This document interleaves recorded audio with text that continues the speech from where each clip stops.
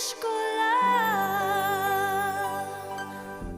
Pinakamahirap na trabaho raw ang pagiging magulang, lalo na kung sabay na ginagampanan ang papel ng pagiging haligi at ilaw sa isang tahanan. Sa kabila ng pagkakaroon ng kapansanan sa paningin, mag-isang itinataguyod ni Lea ang buhay ng dalawang anak na nasa kanyang pangangalaga. Hindi man daw niya nakikita, ramdam niya ang hirap na nararanasan. Lalo na ng bunso nilang dinurugtungan na lang ang paghinga ng aparatong para lamang sana sa mga isda. Halos buong buhay ni Annalyn, isinantabi niya ang pansariling kapakanan para sa 7 kapatid na may kapansanan. Pero siya naman ngayon ang may karamdaman. Nag-aalala si Annalyn, paano pa siya magiging haliging makakapitan ng mga kapatid? Magandang gabi po mga kapuso. Walang problemang hindi kayang malampasan. Walang pagsubok na hindi kayang pagtagumpayan. Ang mga pangarap may katuparan dito sa Wish Ko Lang. Isang aksidente ang naging dahilan kung bakit nabuhay si Lea sa madilim na mundo. Pero nawala man ang kanyang paningin, pinipilit niya pa ring magsilbing ilaw sa 2 anak na kasama niya sa buhay.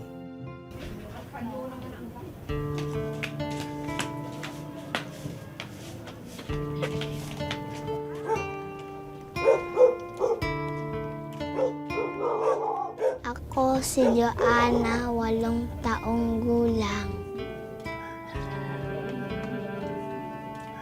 Araw-araw may nakikita akong babae. Kakaiba ang kinikilos niya sa karamihan. Pinapakiramdaman niya ang bawat niyang galaw. Sinasalat ang bawat daanan. Wala siyang kasamang asawa, pero may 2 bata sa loob ng kanyang bahay. Mahirap siguro mag-aruga ng 2 bata, lalo na wala siyang nakikita. Pero hindi ko siya narinig dumaing. Kinakaya niya ang lahat. Lea ang pangalan ng babaeng tinutukoy ko.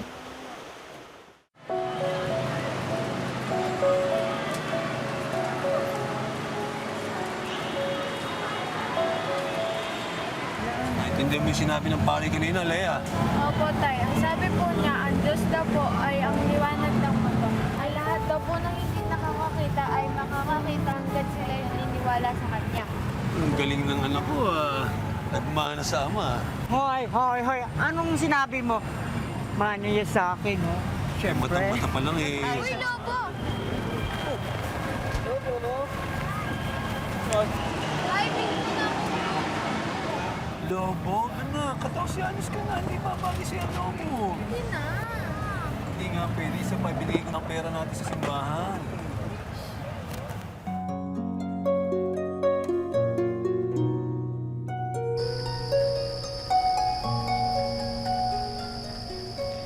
Ay, nako, anak. Nag-aral ka na ba, anak? Magmula nang dumating tayo mula sa simbahan, wala ka nang ginawa, kundi laruin yung pulang lobo. May pasok ka na bukas. Nagawa mo na ba yung mga assignments mo? Maya na po, Nay. Ano, mamaya? Wala ka bang pagpapahalaga sa edukasyon, anak? Paano kung pagtanda mo? Yan na nga lang ang ipapamana namin sa'yo at ipamamana mo sa magiging anak mo. Opo, Nay. Yan ang tama, anak, ha? Sige, tulog na ako, ha?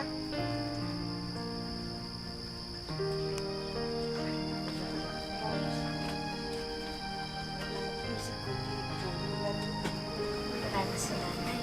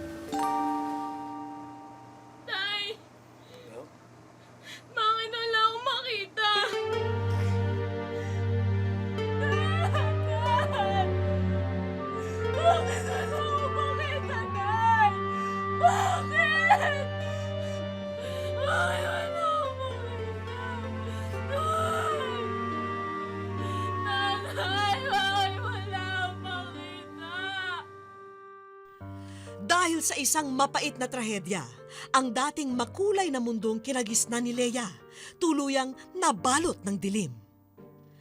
At tila kasabay ng paglaho ng kanyang paningin, ang paglamlam ng mga pangarap ni Leia. Anak, kumain ka na 5 araw ka na hindi kumakain. Ano ba? Anak, pinapatay mo ba ang sarili mo? Oo, Inay. Gusto ko na mamatay. Pabayaan niya na akong sumunod kay tatay. Wala nang kwentang mabuhay pa ako. Pabayaan niya na Huwag kang akong mag-isip ng mamatay. ganyan. Huwag kang mawalan ng pag-asa. Huwag kang hinaan ng loob. Anak, magpakatatag ka na.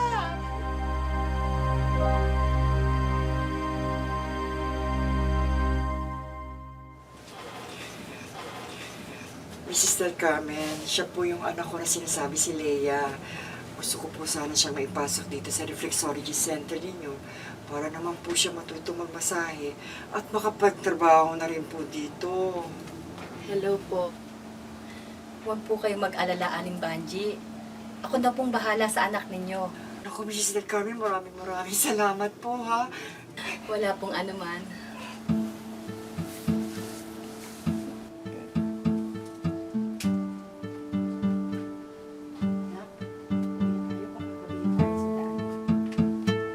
Ma'am, Uuwi na ba kayo, Leia? oo, Alan. May pasok pa kasi itong anak ko bukas eh. Pwede ba akong makisabay na sa inyo, ha? Ikaw bahala. Wala pa namang magagalit. Wala naman. So, okay lang kung mapapadalas yung paghatid sundo ko sa'yo? Oo, bahala ka.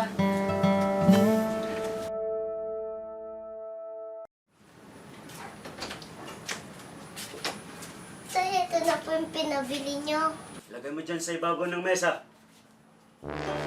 Hoy! Ilang beses ko bang sasabihin sa'yo, ha? Na huwag mo akong tatawaging tatay, ha? Dahil hindi kita tunay na anak, ha? Naiintindihan mo ba ako, ha? Naiintindihan mo? Alan? Alan? Alan, bakit umiiyak na naman si Joanna? Ano na naman ang sinabi mo sa bata? At bakit wala ka nga pala sa trabaho kanina? Ilang araw ka na hindi pumapasok ka. Ang sabi ni Mrs. Del Carmen, baka tanggalin ka na raw niya. Hindi tanggalin niya, ha? Sino bang tinatakot niya, ha? Ano ka ba naman, Alan? Kabuhanan ko na. Dapat nag-uumpisa na ako magpahinga. Eh ako pa rin ang kumakayod para sa pamilya natin eh. Mahiyahiya ka naman! Hoy! Nagre-reklamo ka, ha? Nagre-reklamo ka? Eh di lumayas ka, ha? Oo, Lumayas kayong mag-iina dito! lalayas talaga kami. Maghintay ka lang, lalayas talaga. Oo, lumayas kayo! Ang sama na ako sa ginagawa mo! Kayo din! Hindi pa ba sinabi kong lumayas ka? Lumayas ka!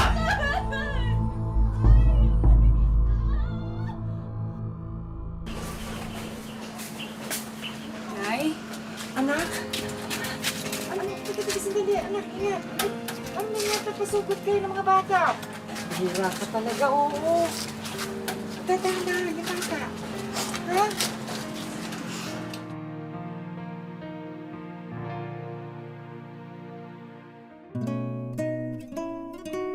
Ang kanyang ina na kailan may hindi raw siya iniwan, lalo na sa pagpapalaki ng kanyang mga anak. Pero tila mapagbiro talaga ang tadhana kay Leia. Pumanaw ang butihin niyang ina, ilang buwan lamang ang nakararaan. Kailangan maging matatag ka.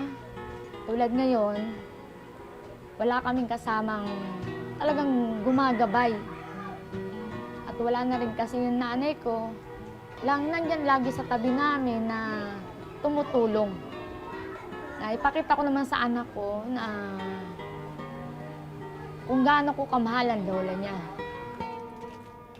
Ang natitira na lamang niyang karamay, ang 8 taong gulang na anak na si Joanna, na napilitan na ring tumigil muna sa pag-aaral para tulungan ang kanyang pamilya. Hindi na rin po ako malaging pumapasok. Kahit nasabi niya, Mama, pumasok ako. Pero di may mama na magawa kasi wala siyang gabay.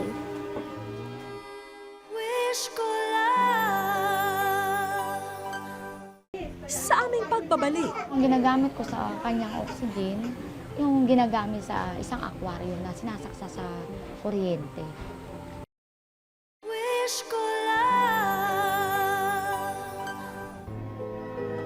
hindi pa man natutuyo ang luha sa mga mata ni Lea, muli na naman siyang sinusubukan ng tadhana. Nang isilang kasi ang ikalawa niyang anghel, tila dumagdag ang mga komplikasyon sa kalusugan ng bata sa mga alalahaning kanyang pinapasan. Naka-oxygen ang anak ko dahil hirap siyang huminga. Dahil hindi nila malaman kung bakit nahihirapan yung anak ko kung saan nanggagaling. Bali ang puso niya hindi normal.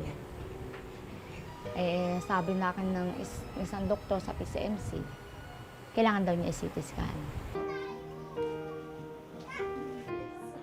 Hindi man nakikita ng kanyang mga mata, ramdam daw ni Lea ang hirap na pinagdaraanan ng bunsong prinsesa.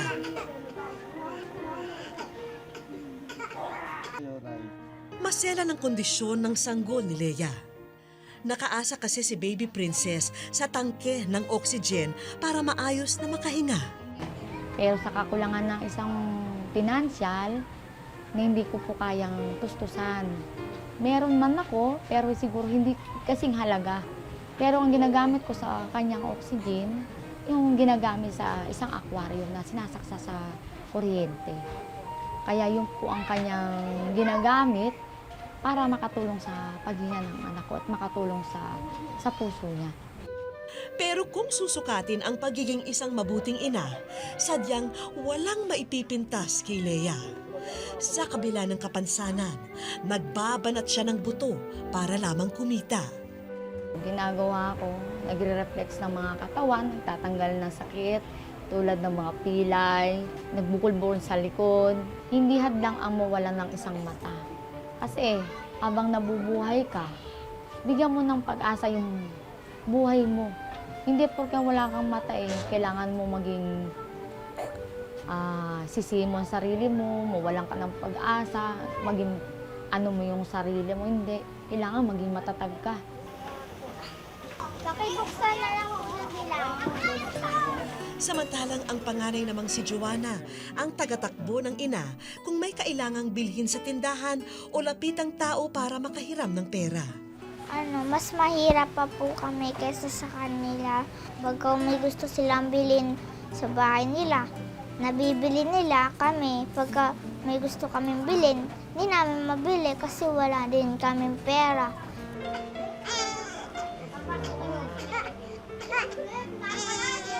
Hindi tuloy naming maiwasang magtanong kung hanggang kailan kakayanin ni Lea ang mabuhay sa kawalang katiyakan. Nasagot ito ng mga higit na nakakakilala sa kanya. Hindi raw kayang tumbasan ng kahit anong nakikita ng ating mga mata ang pagmamahal na kayang ibigay ni Lea sa kanyang mga prinsesa. Ayaw ko kasing umiiyak Ayaw ko makita ko, ayaw kong maramdaman ko na ang mata ko tumutulo ng luha. Kasi mahirap sa kalagayan namin mag-ina. Ako po si Joanna, 8 taong gulang. Walang karapatan ang kahit sinong anak ang mamili ng magulang. Pero salamat sa Diyos, siya ang mama ko.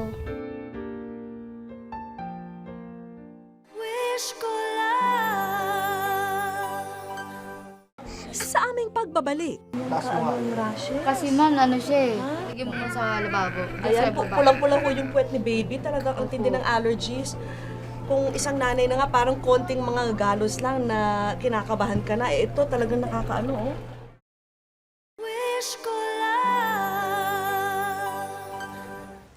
Nung una ko pong narinig ang storya ni Lea, ang una ko pong inisip, paano kaya nagagampanan ng isang babaeng ipinagkait ng paningin ang maging isang ina sa 2 anak niya. At ngayon, sa kauna-unahang pagkakataon, magkikita po kami ni Lea. Excited na po akong makilala siya. Tara.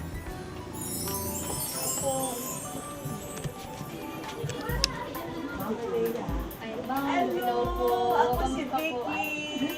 Basta, eto po ma'am, punta po. Hindi ko po, sayang ma'am, hindi ko pa ito nakikita talaga. At least, Paborito ko pa naman kayo sa wish ko lang ho. Bagamat hindi kami nakikita ni Lea, alam na niya ang pakay ng aming pagbisita. At ito ang dahilan ng matatamis na ngiti sa kanyang mga labi. Actually, habang pinapanood ko si nanay, parang ang ramdam ko na hirap ako para sa kanya, no? Dahil para sa isang ordinaryong nanay tulad ko na nakakakita naman ako, no? Kahit papaano okay naman yung kalusugan ko, marami pa rin challenges kang pagdaraanan, no? Nandyan yung magkakasakit yung anak mo, matataranta ka, magkakaroon ng konting galos lang. At nung nakita ko si nanay, parang imagine hindi siya nakakakita. Yung anak niya may karamdaman pa, hindi gaano nakakahinga, hindi gaano nakakainom ng gatas. Kita nyo naman, medyo malnourished yung bata, no? Dahil siguro hirap siya kumain. Iniisip ko, paano kaya niya nagagawa ito, no? Nabatid kong wala kami halos ipinag-iba, lalong-lalo na sa pag-aaruga sa aming mga anak. Ang bata kasi, pag baby pa lang, hindi siguro sila masyado pag nakakakita, no? So talagang umaasa yung baby sa loving touch ng nanay. At yun ang talagang nakikita kong bond sa pagitan ni Lea at ng anak niya, no? Yung nakikita natin kanina, no, nung habang umiiyak yung bata, kinarga ni nanay, tinapat sa kanyang dibdib. At okay na siya, nanahimik na at nakatulog na yung baby. So siguro yun ang pinaka-importante pag ganong age ka, lalo na, you know, medyo mahina yung bata, may karamdaman siya. Pag niyayakap ni mommy, parang okay na siya, okay na yung bata. Ina sa ina, personal kong pinakinggan ang bawat kwento niya. Kasi kaya siya meron siya pacifier dito. Kasi para po yung gatas bumaba. Kasi opo. Kasi kung hindi maiipon, matagal na sumipsip. Tsaka ito, medyo hindi ko maano sa kanya, baka matusok ko yung pinaka-lalamunan niya. Mukhang malakas si nanay mukhang malakas ang personality, matapang si nanay. Gusto niya talaga na malampasan itong lahat, no? Marami siyang options.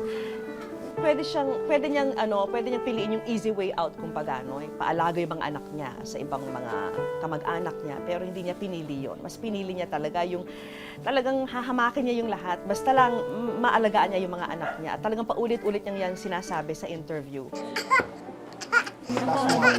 Kasi ma'am, ano siya eh. Sige mo sa lababo. Ayan, pulang-pulang po yung puwet ni baby. Talagang ang tindi ng allergies. Kung isang nanay na nga, parang konting mga galos lang na kinakabahan ka na. Ito talagang nakakaano, oh. Kailangan talaga, paano to, oh. Sapat na ang aking natunghayan para maramdaman ko ang hirap na dinaranas ni Baby Princess ng kapatid niyang si Joanna at ng inang si Lea. Wala kaming sinayang na sandali.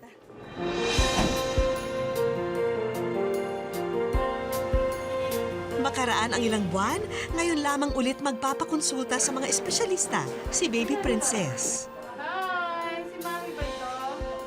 Pahiram! Ay, may cloth palette pala eh! Butas pala yung alanganan niya eh. O, anak. So yun siguro ang dahilan kaya hindi siya nakakakain. Pangalawa, yung naglalagay tayo ng oxygen na akala ni Mami kasi hindi niya nakikita. Akala niya nangingitim yung anak niya. Eh, hindi naman nangingitim. Kita mo hanggang ngayon, ang pula-pula ng paa niya, no? So, pwede natin ngayon tanggalin ang oxygen. Pag-examine ko sa kanya, wala siyang pulmonya. Wala umiiyak siya, hindi naman siya nangingitim. Kulang lang talaga siya sa timbang. Kulang siya sa pagpapakain. Imagine mo, nagpapakain sa kanya yung 8 years old na bata. Tapos through the dropper. Tapos 1 ounce lang ang binibigay sa kanya. That's 20 calories. How many times a day? So butot balat lang talaga yung bata. I-build up natin ngayon yung bata na papakiusapan natin ng Manila doctors. Meron naman kaming makukuha sigurong Badyad 4 para matulungan natin. Special treatment natin, gagamutin natin lahat. Kasi di nga ba, bulag si Mami, yung sa loob ng sa may puwit niya. I mean, yun na, nawala na yung balat kasi talagang mapulang-mapula na. So, gagamutin natin yon. Pangalawa, yung sa may ilong niya, yung nilalagyan ng plaster, ng oxygen, may mga sugat na. So, yon gagamutin natin yung mga infection na yon. Alam mo, dito sa Manila Doctors, kung siya ay mataba-taba lang, mga 10 pounds o kaya 10 months old siya, pwede na namin siyang pa-operahan ng cleft palate. Meron kasi kaming libreng operasyon. Bridging the gap, actually ang tawag namin doon, para magkaroon ng pagkakataong mabuhay din sila ng normal. Tila nabunutan ng tinik si Leia sa regalong natanggap niya para sa may sakit na prinsesa. Natutuwa ako na hindi na niya kailangan ng oxygen. Sinabi ng mga doktor dito sa Manila Doctor. Nung una ko pong inabutan ng bahay na ito, para mukha ho siyang madilim, makalat, kailangan po ng konting linis. Kaya ngayon, kasama ko po ang ating mga kaibigan para isaayos ko ng konti itong bahay na ito at maging mas baby-friendly para mas madaling gumaling si baby dito sa tahanan na ito. Kaya naman, habang nasa ospital pa ang mag-iina, ang pangangailangan nilang ito naman ang sunod daming tinugunan. Ayan, tingnan niyo naman to. Oh. At least ngayon, mararamdaman talaga ni Baby Princess na isa siyang tunay na prinsesa. Yan, mas magiging komportable na yung tulog niya mamayang gabi. Sinong mag-aakalang ito na ang dating bahay ni Leia? Pihadong ikatutuwa niya ang mga bagong gamit na kanyang madaratnan. Dahil bukod sa mga damit at laruan ng mga bata, isang taong supply na rin ng diaper at gatas ang iiwan namin sa kanila. Maya-maya pa'y dumating na sina Leia at Joanna para kumuha sana ng mga damit. Kailangan kasing i-admit si Baby Princess sa ospital para sa gagawing serye ng gamutan. Hindi man niya nakita, tila naramdaman ni Leia na maraming nagbago sa loob ng kanilang bahay. Ayan o, may mga gatas siya. May mga bilang siya. Saan man niya ihawi ang kamay, meron siyang nahahawakang bago. Dito lamang niya naunawaan ang pagbabagong buhay na inihanda namin para sa kanila. Naalala ko kasi wala akong pera kahit kanina ako lumalapit eh. Pag-iingatan ko to. Hindi ko sinasabing para sa sarili ko. Para sa anak ko to. Yung pag-aanap buhay ko, yun na yung akin. Pero yung anin ko to, iingatan ko to dahil sa tulong ninyo. Tutulungan po namin kayo sa pagpapagamot, sa gamot niya, yung mga medicines. At saka kung kailangan patabain po yung anak niyo, bibigyan natin ng feeding araw-araw. Bukod dito, may mga bumisita rin kay Leia na mga bagong kaibigan. Nangako silang bibisitahin ang mag-iina linggo-linggo para magabayan silang tatlo. Kahit kailan ay hindi maaaninag ni Leia ang mukha ng kanyang mga anak. Kahit kailan, hindi niya makikitang ngumingiti o lumuluha ang mga ito. Pero hindi ito ang batayan ni Leia para masabing hindi niya kaya maging tulay para mabigyang kinabukasan ang dalawa niyang prinsesa. Dahil sa laki ng puso ni Leia, isa siyang ilaw ng tahanan na kahit kailan, hinding-hindi magdidilim. Wish ko Susunod, kilalanin ang magkakapatid na binansagang Snow White and the Seven Dwarfs, pero ang mundong ginagalawan malayo sa pagiging isang fairy tale. Kung unta lang ka akong mga igsuon, igura, binuangan niya sila. Yun na ba? Dugdaugon. Si Annalyn at kanyang mga kapatid ay madalas ihalid tulad kina Snow White and the Seven Dwarfs. Pero malayo sa pantasya ang mundong ginagalawa ni na Annalyn. Dahil 7 sa kanyang mga kapatid na lalaki ay may kapansanan daw sa pag-iisip at siya lang ang tanging inaasahan. Mauwi pa kaya sa happy ending ang kanilang kwento kung malagay sa alanganin ang buhay ng ating bida? Sa barangay ng Tinyan, sa lalawigan ng Zamboanga del Norte, isang malawak na koprahan ang mistulang kaharian ng magkakapatid. Sa kanilang mga ngiti, kilos at tingin, mababakas na para silang mga walang muwang na bata. May problema sa pag-iisip ang 6 na magkakapatid. Pero ayon sa mga nakakakilala sa kanila, hindi naman daw sila nananakit.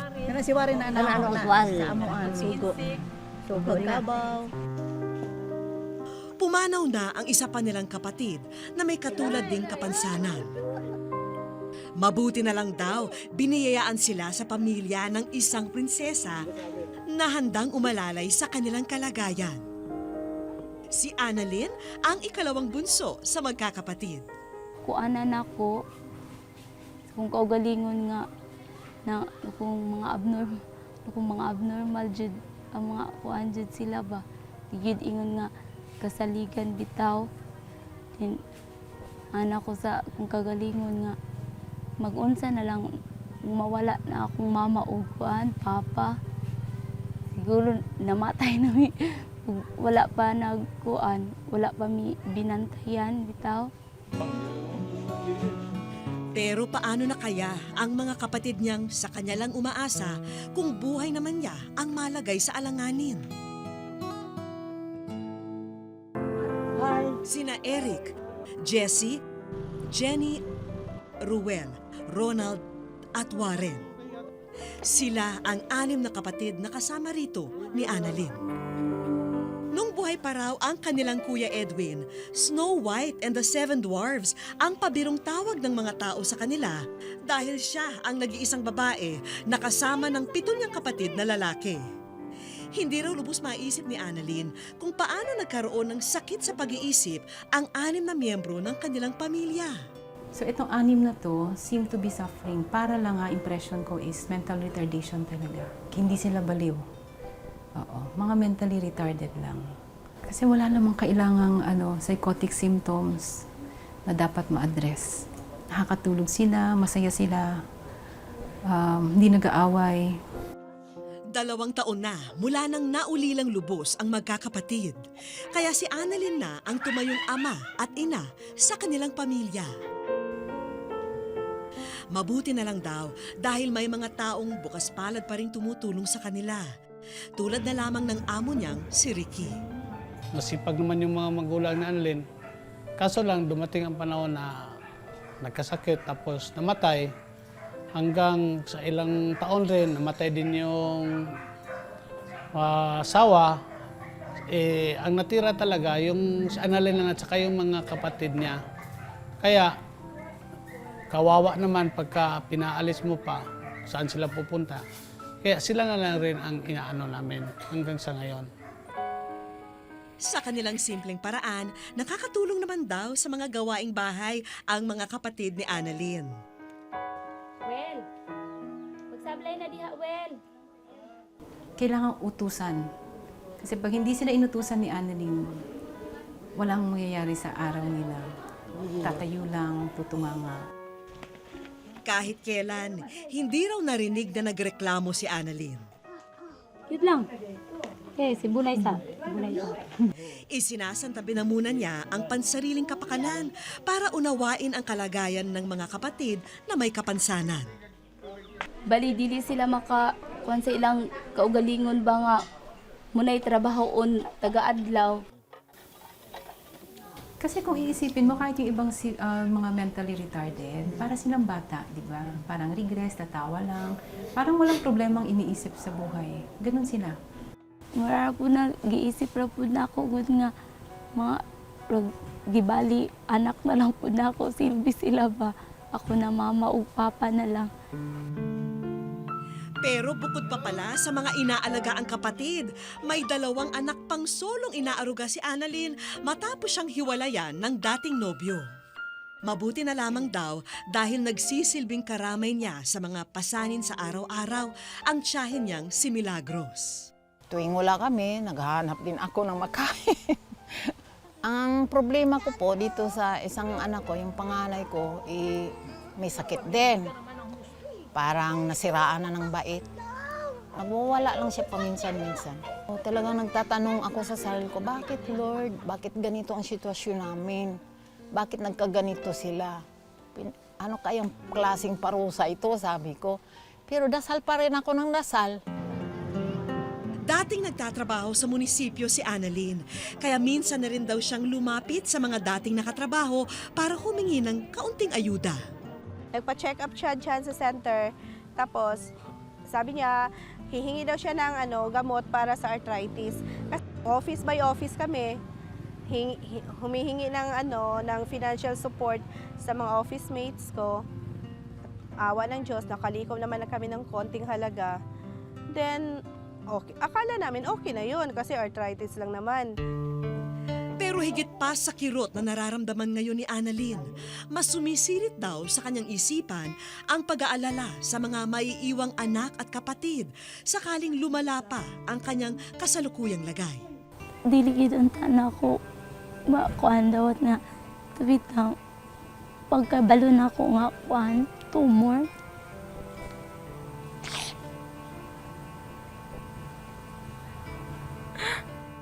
Ano ko nga, mag-unsa na lang kuan, mamatay ko, mag-unsa na ako mga igsuon. Luoy kayo. Gusto di kayo, kuan, naisakit, walay kwarta. Bahala na untag kuan, bahala na untag pobre ko, basta kay wala lang ta ko sakit. Anak, yun ani naman. Kung makayanan ko pa kaya ito, hindi ko nga rin alam kung kailan ko makayanan. Kasi dinadasal ko talaga nga, sana naman magkaroon kami ng na may makatulong sa amin, ganon. Kung mamatay kung untan lang ka akong mga igsuon, igura, binuangan niya sila, hinana ba, dugdaugon, mahadlo ko, makuan sila. Nagkuan na sila tamay-tamayon sa mga laing tao. Bahala untag daghan akong gipang buhi, basta kay ako ra ang magkuan, magbantay nila, kira na ako. Rek! Mga otare! Malayo na nga sa buhay ng karakter na si Snow White ang buhay ni Annalyn at ng kanyang mga kapatid. Pero umaasa pa rin siyang sa huli, mauwi pa rin ang lahat sa isang happy ending. Wish ko lang. Nako, si Warren, sa sobrang excitement, nagbihis na kaagad kahit nasa pampublikong lugar. Wish ko lang. Bago pa sila magkaroon ng kanya-kanyang lakad, niyaya namin silang mamasyal muna.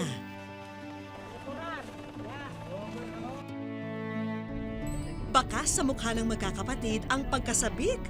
First time daw kasi nila naranasang sumakay ng van sa kanilang lugar.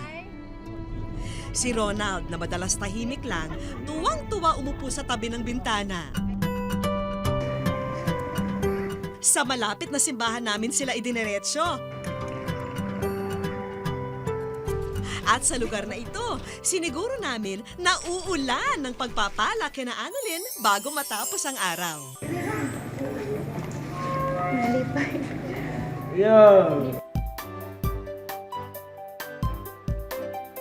Dako nga makatabang sa mua.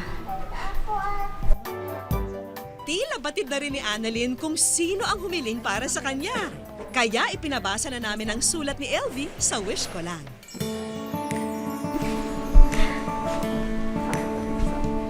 Salamat kayo, te.